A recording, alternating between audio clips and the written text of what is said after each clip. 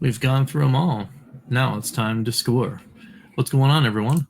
It's Rich Hewitt here from Bacon Ice Cream Productions and Team RTFC welcoming you to yet another episode of Good Times with Retro Rich and Fun for Five. That's right. It is time to Fun for Five, the collection known as Indie Heroes 2. So you know how we do this? How we normally do this is we actually just put the collection in, and I was actually Fun for Fiving the entire collection as a whole without actually visiting each of the games. But Indie Heroes was a unique experience, and I think actually the opening of the door that will lead us to what we're going to do in the future, which is actually Fun for Five each game on the collection as they come out, and then do one Fun for Five of the collection as a whole, so I can give you those all important Rich's picks. Well, maybe not important, but so we can give you the Rich's picks anyway. So anyway, let's hit this button and dive right in to the Indie Heroes 2 collection, so I can go over the all 12 games on the collection and give you those picks. Let's go.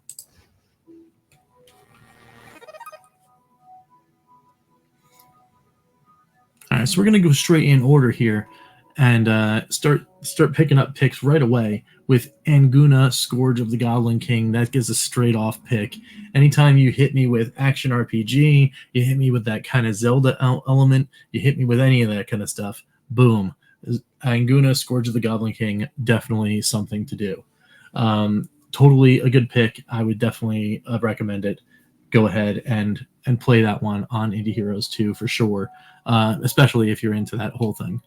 The next one we're going to go through is Beer Slinger. Now, Beer Slinger, I'm going to go ahead and give it a half pick. Like I said, I mean, it's one of those things where, I feel it. I know where it's going. I understand, but I'm just not quite there on Beer Slinger. Not enough to give it a full pick anyway, but for those that want kind of like the casual, just like, little experience, all right, yeah, go ahead and play some. So that's why it's getting the half pick. But Beer Slinger, half pick. Cowlitz Gamers Adventure Trilogy. This one is pretty cool, and it's one of two different games on the collection that is more than meets the eye. It's this one and the Granocera Trilogy that are basically three games in one. And for both of them, they wind up getting a full pick. Why? Because, again, it's one of those, like, it's more than meets the eye kind of thing. And two, there's at least one or two of these games that are on each of the trilogies that deserve a full pick, even if it was the only game in the trilogy. Like, full stop, in my opinion. So I think they're both going to get a full pick from me. So these are like cool indie platformers. A lot of times these games were also games that were made like in game jams or for charity or for something like that, which is really, really kind of cool. Definitely gives a little bit of bonus. So Cowlitz Gamers Adventure Trilogy. And yeah, let me just go down here. The Granocera Trilogy, both full picks. The Granocera Trilogy gets me on the puzzle front too. I'm a sucker for puzzle games. I like when they're interesting. And the second game in this trilogy, above and beyond all the others, I think is actually where this particular game shines. So, and Granocera 2, like for sure, like, under no other circumstances, should you think that that this one, that the second game can't stand on its own. It totally can. So both this one and Cowlitz Gamers Trilogy getting full picks. We're off to Eera, the Crown Maiden, or the Crow Maiden, I should say. This one gets a full pick too. It's cool. It's an action platformer. It's kind of got that, like, I don't necessarily want to say Castlevania, but I don't really have another analog right now that's coming to mind. It's really cool. It's a cool game. It's got a cool aesthetic. I like the way it feels. I like the way it plays. Definitely good times here. So it definitely gets the full pick.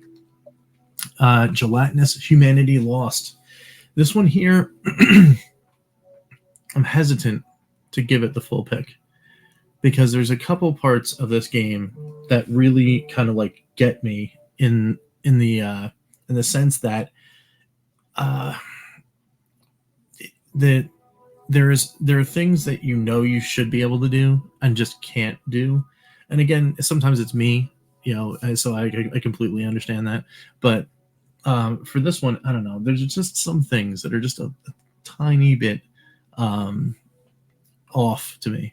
So I can't necessarily give it the full pick, but I will give it a half pick because it is cool. I like the aesthetic, and it is a neat kind of game. So Gelatinous Humanity Lost, getting the half. Then we go to Lunar Journey. Now, Lunar Journey, on the other hand, gets a full pick. You can sit through this and play through this in one setting. We have done, actually, on the Fun for 5, I think.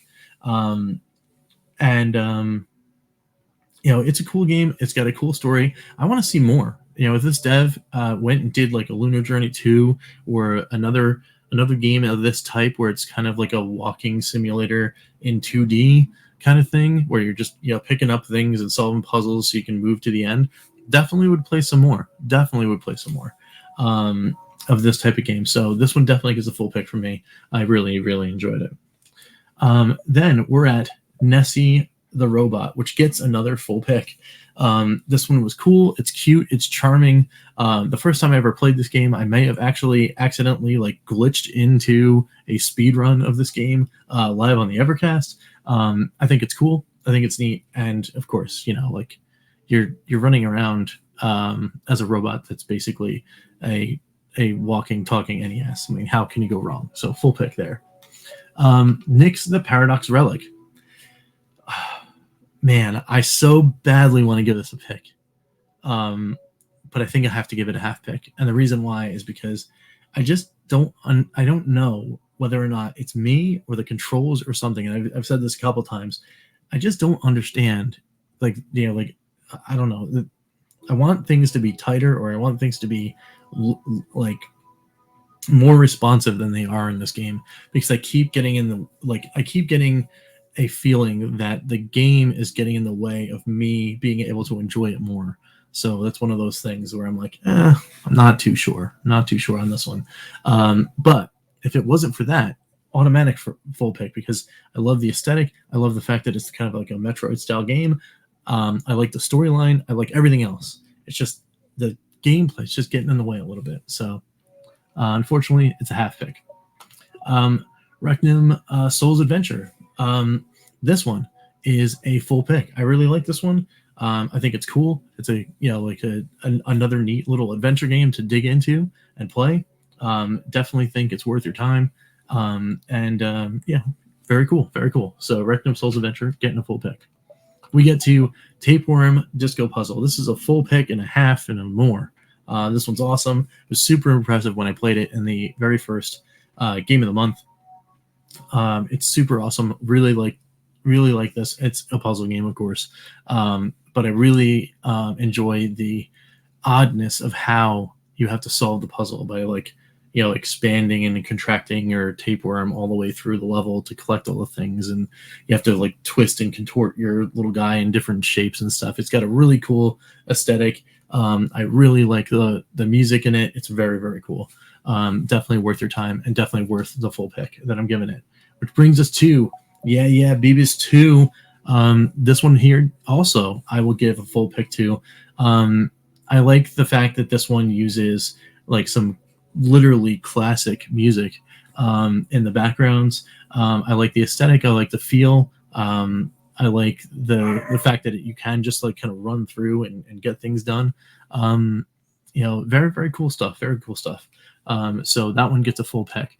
So as we go through the collection, there's 1, there's 2, there's 3, there's 4, 5, 6, 7, 8 full picks out of the 12, and the others are half picks. You know what that means? That means in the wrap up, we're going to give it something cool.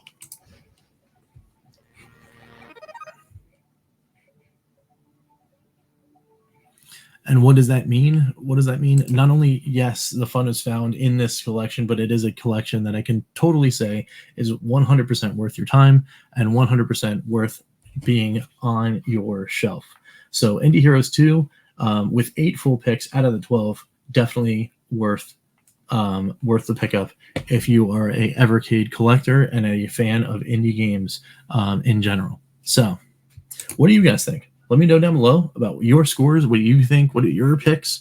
What were you considered? What do you think I got wrong? What do you think I got right? Let me know down below, of course, in the comments. Love getting the conversation going here with you. And of course, it is now time to thank the members of the Good Times Club. So thank you, the EverCanadian. Thank you, George Games. Thank you, Crimson Cross. Thank you, Phantom Fiction. Thank you, Chris Westerman. And thank you, Skeletrex, all for being members of the Good Times Club. More and more things are coming very, very soon. In fact, I think today, I'll be shooting some more things to finish some more stuff up for the exclusive content that you guys are going to be getting this month on the Good Times Club. So I'm very excited to share that with you in the next coming days. And, of course, until next time, we will catch you next time for some good times. I'm Rich, and we will see you later. All right, take it easy, guys.